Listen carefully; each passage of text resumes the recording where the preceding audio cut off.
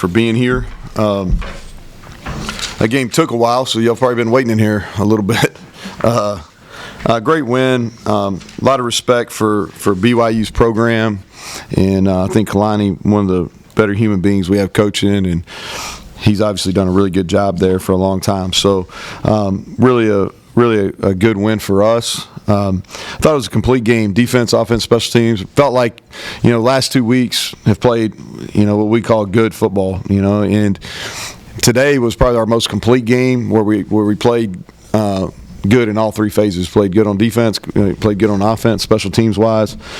And I want to say this too. I want to thank the crowd, because other than our students, and our maniacs, they get here early, but other than our students, like, the crowd got here early tonight, and there was energy, there was juice in the stadium, and I think our guys felt that even in pregame. I think there's something special about playing at night here, and there's a little different aura. Even coming in the man trip, we had a bigger crowd. The weather helps. It was a beautiful day, but man, there was a lot of energy in the man trip, and I thought it bled right into pregame, and our guys really fed off that. So I want to thank our crowd for doing that. If you look at it, I think the stats pretty much tell the story. Defensively, only gave up 277 yards, held them to 7 points, and that was with some backups. Thought we were really good on 3rd and 4th down. Anytime you hold a team to 67 yards rushing, that's a pretty good day. You're going to have a pretty good chance to win that game. Offensively, we continued to play at a high level. I think that's several games in a row now that we're doing that. The things that sticks out: 336 yards rushing, 200-yard rushers. We held the ball for over 35 minutes. And then on special teams, our kickoff coverage, we got to get better at that. I thought we'd made some improvements. I'm not real sure. I got to watch the video and see where we failed on that. But I only punted one time. I thought our field goal protection was really good. Mike made a really difficult kick. Talking about specialists, really proud. Danny King got an opportunity, went in there and really hit the ball well. But I thought we played well on special teams. And I think no big plays, but we didn't give up any negative plays either. So only negative was the penalties. We've been a team that hasn't had that all year, and man, there was a lot of penalties in that game. And here's the thing: most of them were legit. I don't know what the heck that delay was forever. That we had to go to replay and all that. But the rest of them, they were probably legit, and we got to clean that up. And so, without questions, Greg. So start with defense. You guys have struggled their last few games, but today very good. Injury situation, your backup starting to get comfortable now. What was the reason why the defense improved? Yeah, so hard for me to say until I watch the tape. But what I thought that we obviously did a good job in the run game, and I felt they probably felt like coming in they needed to be one-dimensional. It's tough. The quarterback who's got a quick release, man, he got rid of the ball fast, threw the ball from a bunch of different arm angles. But that's hard. He hasn't played all year, and he's going to make his first start on the road, 2 time zones away, national TV, all those things. That's a tough ask. And so a couple things. I thought we tackled well on after a couple initial quick screens. I thought we tackled well, got them behind the chains. That helped. And I thought, when you watch the tape, Cutter and Beiser, those guys probably played better. D-line wise, I think we're doing a better job of keeping it clean for those guys. And then, without question, that was the best our safeties had played in a long time. So I thought Anthony Wilson was really good in the game. Aubrey Burks is back looking like he did pre-TCU. So I think those are some of the reasons why we played better. You kind of get Jaheim White more involved over the last couple of weeks, and you really see what he's capable of tonight. Like, start to finish, what's it been like bringing him along? Yeah, I think this game's really hard to play as a true freshman, and that's why there's a reason why you don't see a whole lot. And usually the ones that are able to do it, like the guys that we've had, if you look at Zach Frazier, Wyatt Milam, people like that have played a lot of football as true freshmen, they're usually pretty special. And he's got a chance to be special. He's a long way where he's at. Right now, what he can be, there's a big gap. And so if he continues to do the things that it takes to be great, then he is going to be a great one. And he can break tackle. He's got good burst. He's really improved on his ball security. He's learned how to practice and prepare, which is probably the hardest thing to do when you go from high school to college. And he's earned these opportunities. He got 16 carries today. That's the most he's had in a game, I'm pretty sure. And this is the second time he's gone over 100. He had around 90 last week. And so he's going to be important for us, as is Rodney. We got Rodney some touches, and he's going to continue to be important for us, too, as we go down the stretch. Were you at all surprised that Slovis didn't go, and how did that change your prep at all? I saw it was weird. So I'm not on social media, so I get all my stuff on ESPN and on ESPN and some Apple News stuff. And so I got on my phone after our practice on Thursday, and we have a call with our data analytics, and a lot of the data analytics are tied into the point spreads, and our game really jumped, and I thought that was weird. And so when it came out, that I guess that's the reason why. I don't know. I'm not in there. I don't even know if he was here. I have no idea. But it was too late in the week to change. We spent a lot of time watching junior college football on Thursday evening late. Some of our advanced people, and on Friday, and then we went back and looked at some film from last couple years because BYU's had some. They got 2 NFL guys starting on Sunday. So the last 2 starting quarterbacks they've had are starting in the NFL this weekend.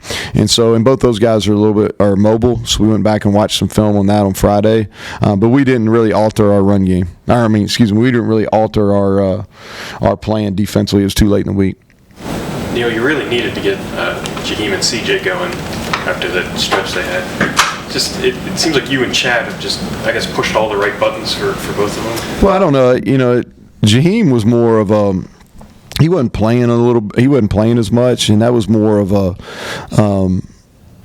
it was more of how he was practicing and preparing, and so I think when you have a veteran group up front, it's important that you earn those opportunities, and he just wasn't there, and we had a lot of faith in him because we knew he was talented, and so we just kept on, and a lot of credit to Chad, kept on Jaheim, and he was coming around, and he started practicing better, and he started preparing better, and taking care of all the stuff off the field, and now he's seeing the fruit of those results, and my guess is that he probably won't backslide again, because now he sees, okay, that if I invest this is a result, and so I like how this feels, I like the results I'm getting, I'll continue to do the things that it takes to do that. And then CJ was just, it was part confidence, part him. What was happening when he went through that stretch where he really wasn't playing well, he was really pressing. People were playing him different, and he was just leaving a lot of yards out there. And really last week, and I'm pretty sure this is the case this week, is he went back and just did the basic things as far as setting up his runs, not being impatient, using his blockers, lowering his pads on contact. But it hasn't been anything that's necessarily been a revelation by any means. It's just, hey, we kind of went back to basics, and it's paying off for him. What's it mean to be bowl eligible and do it this early? And did you sell that at all to the team? No, we didn't talk about it. No, we really didn't. I didn't even say anything about it in the locker room. Really, to me, it's about, the best teams play their best in November. And that was the best game we played this year. And so we got a 4-game stretch in November. That's the way we're attacking it. We're 1-0. And what I told them is, results are, bowl eligibility, all those type of things. We're alive and well in the conference race, and that's what we're talking about. And obviously a big game next week to continue to play our way in. But we're on a quest to play our best. And I felt like tonight was the best or most complete game we've played. We've played at a high level offensively in games. We've played at a high level defensively in games, and we've played at a high level in special teams. But until tonight, we really hadn't played all 3 together. And so, and I'm sure we're going to watch the film. I know the penalties irritate me, so I'm sure that we're going to watch the film and say, hey, there's a lot of improvement to still make. But that's kind of discussions we've had in house. 5 or 6 false starts, and any way to explain that, or? Yeah, so part of it, they do a good job. They do a little shift there right before the snap. And they've gotten other people on it too, and whether that had an effect on it, I'm going to say it probably did.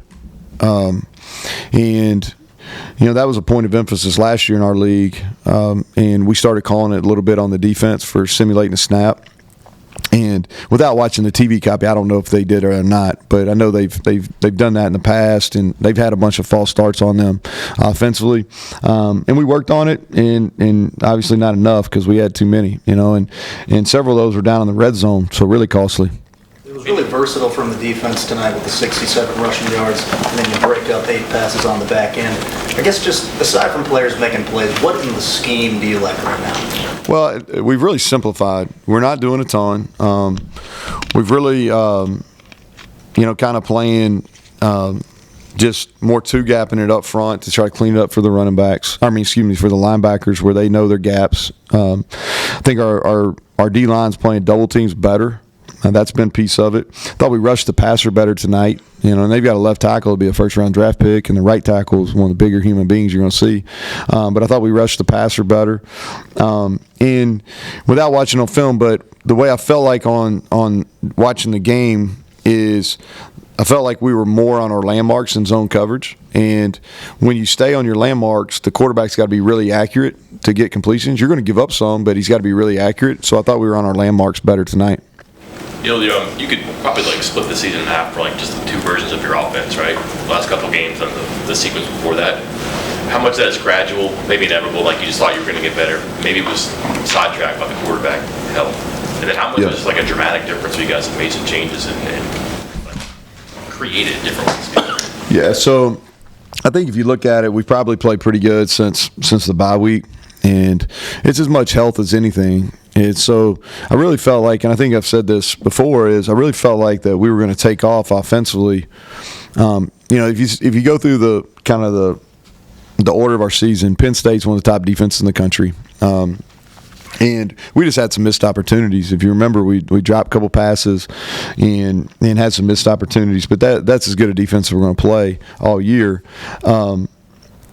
Duquesne kind of got going there. And then at Pitt, I really felt like we were going to take off. And we had a great week of practice offensively. I felt like that was going to be Garrett's kind of coming out party. And then he gets hurt there on play 4 or 5, and where Nico hadn't got a ton of reps because Garrett's in his first year starting. So Nico came in and kind of managed the game, and we just did what we needed to do because they were really struggling offensively. And then we get into the Texas Tech game where Nico is the starter, but we don't have much behind him. We have nobody that's ever played in a game behind him. And so you take out all your running back. You really take out a lot of your read game, because you don't want to put the quarterback in jeopardy getting hurt. And so we win that one. Then we go to TCU, and Nico sprains his ankle on Wednesday. Garrett doesn't really practice, and all of a sudden he's going to play on Thursday. And I really didn't know what we had, and he ended up playing better than I thought.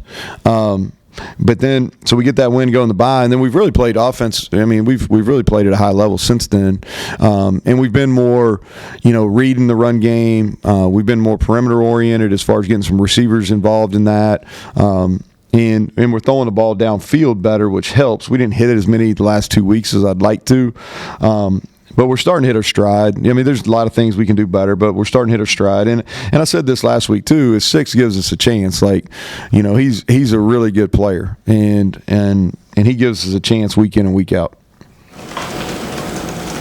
Does a win like this, I don't know if validate's the right word, reinforce the way you all felt coming into this season about the preseason ranking, preseason poll? Well, I think that we're starting to hit our stride, and it is what it is. I mean, that's where we were picked, and week in, week out, we gotta prove that that's not who we are. And so, yeah, I think this team plays with a chip on their shoulder. They're resilient as any group I've been a part of. We've had some really low points, and they've been able to bounce back. And so I think the story on this season is far from written. I think it'll continue to progress as we roll. That being said, what was the tone of the locker room afterwards? Was it kind of focused? Yeah, I think the game has been out of reach, for probably a quarter and a half, and so maybe not as exuberant as you do sometimes when you go into a locker room, but that's I think that it was kind of a feeling of, because this is what we talked about. We felt like that we were really close to having a dominant performance, and that was a dominant performance, and so I think there was a feeling, okay, November, 4 games, 1 down. All right, next one up. Let's celebrate this because they're hard. But let's also be smart about how we're going to do it so we can get ready for the next one. Second straight week, opening drive touchdown with a 4th down conversion on it. What does that mean, I guess, to the overall effectiveness of the offense as a confidence boost that early? Well, y'all asked a bunch of questions about it, and we did. We kind of went back, and I think anytime you don't get the result you want, you make some changes, and what we're doing is we're just making decisions earlier on what the opening script's going to look like, and we practice it, and I think the kids get some belief in it. We get some answers on it. And also, we're choosing some plays that it really doesn't matter what the defense does as much. All right, trying to be different than anything they've seen, and so that's worked. I thought CJ had a man's run tonight on 4th and 1, and I thought that really set the tone. He had a second effort that really, because they kind of stuffed us, and he had a second effort that I thought that really set the tone for the rest of the game. You talked about health being a major driving force to allow the offense to get going, but you did mention, I think it was before the UCF game, the intention of maybe trying to get more aggressive, and then it really showed there. What maybe triggered throughout this season your interest, and I got to get play calling wise even more aggressive?